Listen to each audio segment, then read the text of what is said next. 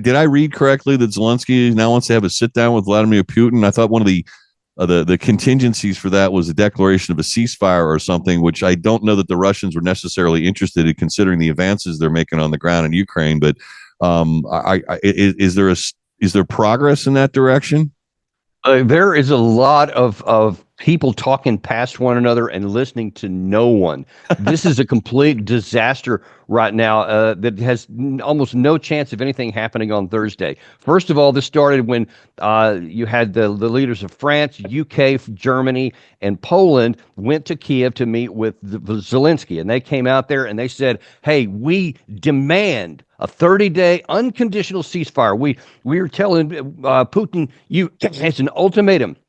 You will do it by Monday. This is on Saturday. You will do it by Monday, or we will hit you with a bunch of sanctions." In response, Putin didn't answer the question. Of course, he's not going to do an unconditional 30-day ceasefire. They've said so from the beginning. They've never said anything besides that. And why would the stronger power ever submit to a demand by the weaker power? That's the first point.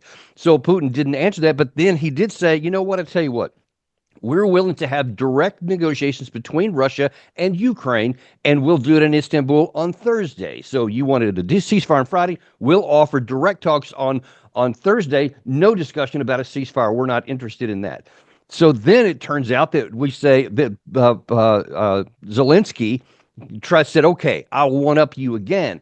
I will go to Istanbul and I will meet you, Vladimir Putin, personally. You better be there. Just this mocking kind of thing.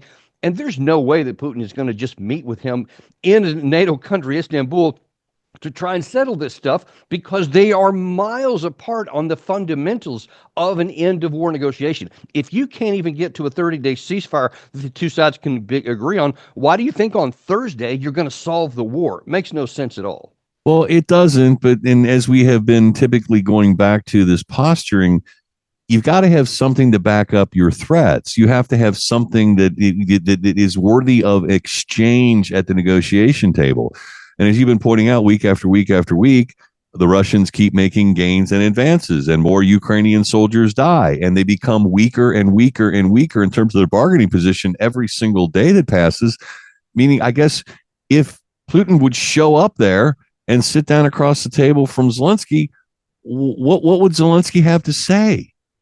Well, and that's the point exactly. And I was scouring the headlines and stories before we came on the air here today, and there's all this talking. I mean, and it's all over the place in all the Western media and the pundits and stuff, and they're all saying we'll see if Putin's actually serious about this or not, or if it's just a ploy. And I'm like, there's no ploy. They're very open about, here's our conditions. Come and talk about them. And if you don't, we'll simply keep fighting. That's what we aren't listening to on our side. So there's no way that Putin is going to meet with him as a first step. I mean, this is what they have offered, and what is normal is that you have delegations at the appropriate level. That's what Russia said at the beginning on Thursday. At the appropriate level, we'll meet directly. No one ever offered for Putin to meet with. So now they're trying to mock Putin and make it look like he's hiding.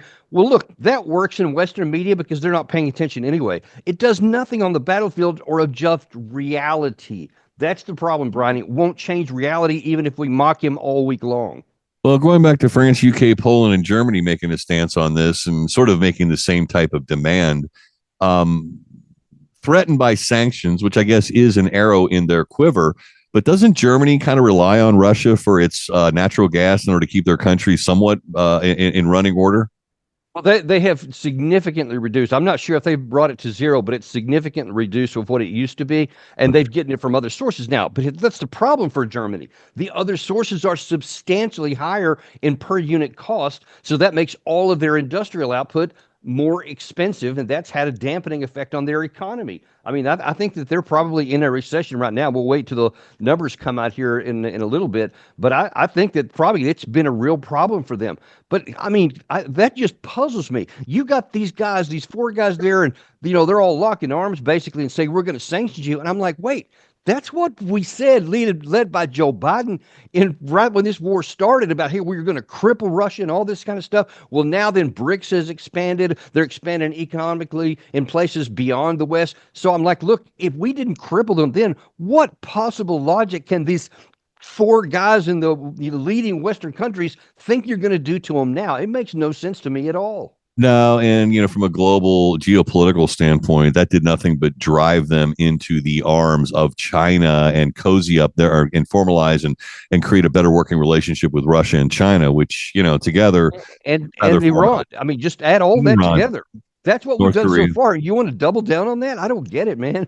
No, and got to go back to what does a combined military force of France, UK, Poland, and Germany amount to in the grand scheme of things? I mean, if you put all their soldiers on the battlefield together, could they match the military might of Russia? Should push come to shove? Hopefully not. Not even close. I think I think that cumulative total on paper would be somewhere around 750,000, something like that. Russia has 1.5 million, but none of those guys are trained for modern warfare. Russia has three now into the fourth year of very painful experience learned in all kinds of technological advances, none of which these guys have. Nobody on our side knows anything about what it's like to get shelled mercilessly, to be not even afraid to look up into the sky because the drones fall, and how to do counter drone operations, the electron. We don't know any of that, Brian. So the disparity, forget the numbers on paper, which is about like this. The actual capacity is probably more like this. That's the reality.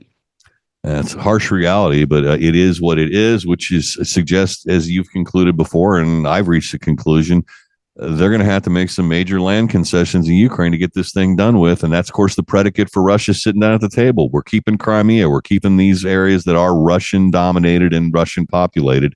That's where we're starting from. Or they're just going to keep fighting and they'll end up at least on the Dnieper River. That's my calculation, because I just don't see how the battlefield math works any differently. If you keep with this fiction that we're going right now, instead of having an ugly deal where you could keep most of that stuff from where those four provinces are to the river, you're going to end up losing it all and the men that goes along with it. It's the worst of all worlds from our perspective. I guess that minerals deal wouldn't be worth the paper it's written on if that happens, right, Daniel? It would not.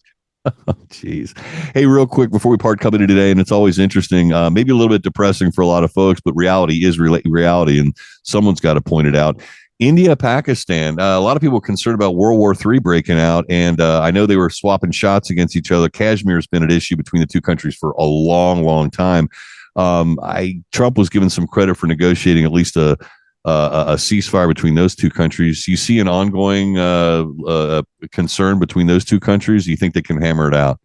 I think they can hammer it out. I mean, this has been going on. The siege go all the way back to 1942, and then they really start spreading in 1947, and then it's just been kind of on again, off again. There was a clash in 2016, there was a clash in 2019, and then now this one too. And I had John Mearsheimer, international theorist, relations theorist, on our show earlier this week, and he pointed out, he said there are multiple rungs on the escalation ladder before this gets into potential nuclear clash, because neither side wants that.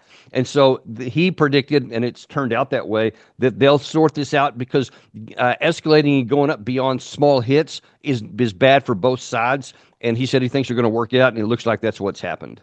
Well, and you'd hate to see World War III break out over a terrorist attack. I mean, you think about Archduke Ferdinand getting killed leading to the World War. Things like that can happen, but fortunately, I guess the leaders realize that cooler heads must prevail when both sides have significant numbers of nuclear weapons. Right. Yeah. And if they had one, I mean, and you would use it. That's one too many. And they've got both of them have a decent sized stockpile, even Pakistan, and that's the problem, because and that's what India understands. Conventionally, India dwarfs Pakistan. Obviously, you can look at the size and understand that, but the nuclear threshold. I mean, Pakistan could devastate India. India knows that, so India will press its advantage as far as it can. But they know that if they push Pakistan too far, if they go too many rungs up that escalation ladder, then the only thing they would leave Pakistan with is to use their equalizer, and they don't want to do that. So far it looks like that even though there's a lot of angst between the two sides, there still is sane thought. Well, that's somewhat uplifting news. War's bad news, but at least they're not launching nukes at each other.